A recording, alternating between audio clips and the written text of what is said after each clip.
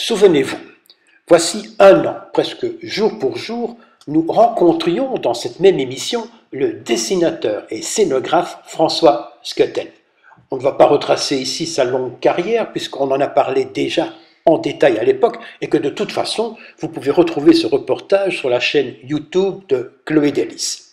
Mais à l'époque, François Schuttel dessinait devant nous une BD qui retraçait l'histoire d'une locomotive. Une machine qui a existé et portait le numéro 12, d'où le titre un peu détourné de ce nouvel album qui vient de sortir en librairie et qui s'appelle La Douce, mais douce dans le sens tendresse du mot. Une bande dessinée dont le héros ou l'héroïne est une machine à vapeur. C'est bien ça, François? Absolument. C'est une machine dont je suis vraiment tombé en fascination. Je dirais même que j'étais presque envoûté par ça. Elle existe? Elle existe, bien sûr. C'est une Type 12, donc qui est une Atlantique, qui est une machine à vapeur tout à fait remarquable, qui a été mise en service en 1939. 6 exemplaires ont été mis en service. Et l'histoire de cette machine est tout à fait passionnante. Et donc voilà, l'album tourne un petit peu autour, même plus qu'autour, et est complètement hanté, je dirais, par cette machine et par la beauté de cette machine, par les performances et par l'histoire qu'elle a générée. Ça raconte l'histoire d'un machiniste qui est justement le conducteur de cette Type 12 et qui va avoir dans un monde avec des bouleversements considérables, qui va voir la disparition des locomotives à vapeur au profit de téléphériques. Et l'histoire, c'est la quête de cet homme pour retrouver la machine, bien sûr qu'on lui enlève, parce qu'on tourne une page de la technologie. Je suppose que cela a quelque chose à voir avec le musée qu'on est en train de construire, ou qu'on va construire, ou qui est en projet ici à Schaerbeek. Ça a à voir et ça n'a pas à voir, dans le sens, ce qu'il y a à voir, c'est que je suis le scénographe de ce futur musée, et que la Type 12, que cette 12004 sera au cœur du musée. Donc le lien est là, et c'est grâce à ce projet de musée que j'ai été confronté à cette machine, et donc c'est cette confrontation qui m'a donné envie de faire le récit. Et ce musée, il va finir par se créer, ou bien c'est encore un projet, où il y a des budgets, nous sommes en crise? Non, le futur Moi, je passe souvent devant, je ne vois pas encore d'échafaudage. Hein. Non, mais c'est pas parce qu'il n'y a pas d'échafaudage qu'on n'y travaille pas. Non, bien sûr. Ça fait des années qu'on travaille à un projet. C'est un projet très ambitieux qui demande énormément de préparation, d'études, de recherche.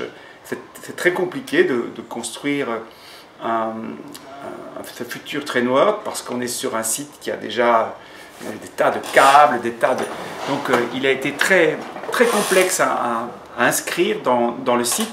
Mais maintenant, les choses sont bien acquises puisqu'il y a un permis de bâtir pour la restauration de la gare et pour la construction de ce nouveau bâtiment qui longera les quais du...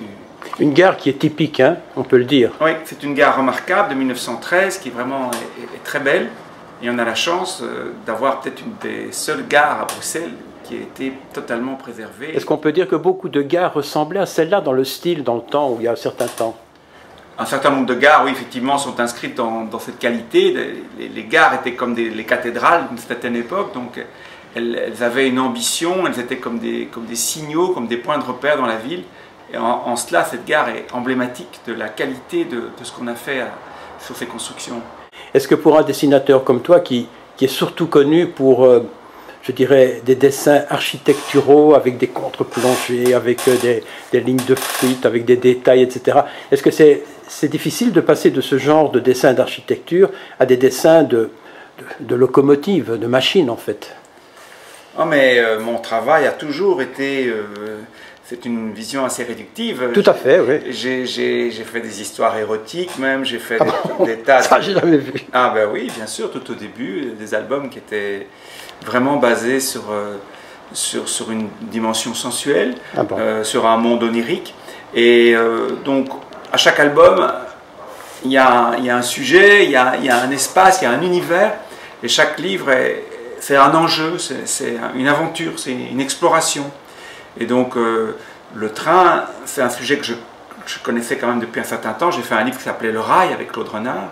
Ah, ouais, on a fait un portfolio qui s'appelait L'Express. Donc c'est un domaine où j'avais déjà une certaine proximité, disons. C'est ça. Donc c'était pas plus difficile pour toi? Ben, la difficulté n'est pas le sujet, la difficulté c'est de faire un bon livre. La difficulté c'est de trouver les bons personnages, c'est de trouver le récit, que le récit vous passionne pendant les 2 ans et demi de sa réalisation. 2 ans et demi? Oui, 2 ans et demi pour faire ce livre. Et, donc, et le scénario est de toi? Oui, le scénario est de moi. La difficulté c'est ça, c'est que pendant ces 2 ans et demi, il ne faut pas se perdre, et il faut essayer de faire en sorte que toutes les étapes soient passionnantes, et alors on a peut-être l'espoir que pour le lecteur, elle le soit aussi. D'autant plus que pendant ce temps-là, tu faisais un tas d'autres choses. Hein. Oui, c'est vrai que c'est difficile de ne faire que de la bande dessinée aujourd'hui, parce qu'on est dans un monde qui peut-être oblige les auteurs à se diversifier, mais en même temps, ça donne l'espace de la bande dessinée comme un lieu privilégié, un lieu de concentration, un lieu où on est tout seul et où notre seule contrainte, c'est nous-mêmes. C'est pas mal.